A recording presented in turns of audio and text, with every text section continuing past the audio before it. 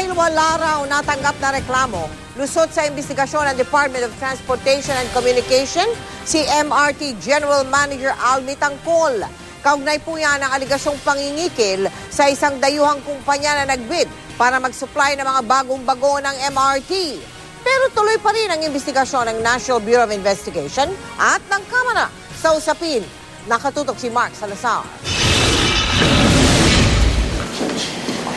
Hulyo noong isang taon, pinaimbestigahan ni Pangulong Aquino sa NBI ang umano'y tangkang pangingikil ng grupo ni MRT General Manager Alvi Tangcol sa mga opisyal ng kumpanyang Inicon ng Czech Republic.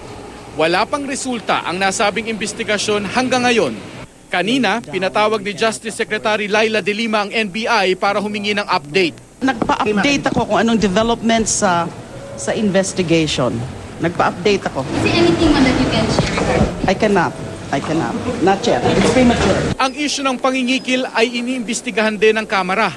Noong isang linggo, natanggap ng House Committee on Good Governance and Public Accountability ang affidavit ni Inicon Board Chairman Joseph Jusek. Doon, sinabi ni Jusek na humingi daw si Tangcol ng $30 million kapalit ng kontrata para sa mga bagong-bago ng MRT. Gayunpaman, tapos na raw ang DOTC sa sarili nitong investigasyon para naman sa kasong administratibo. Sabi ni DOTC Secretary June Abaya, cleared daw si General Manager Tangcol. Lumalabas na wala kasing nagreklamo at pahirapan ang pag-usad ng kanilang investigasyon. Sa DOTC, administratively, tapos naman yung investigation. Ang challenge kasi namin niya, walang formal complaint. Second, yung dapat imbestigahan mga private citizens.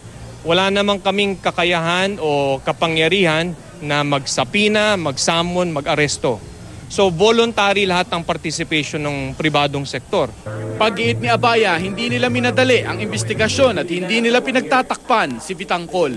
Si General Manager Tangcol nagbigay ng affidavit, may isang private citizen nagbigay. All the rest, hindi na nag-participate bagamat inimbitahan.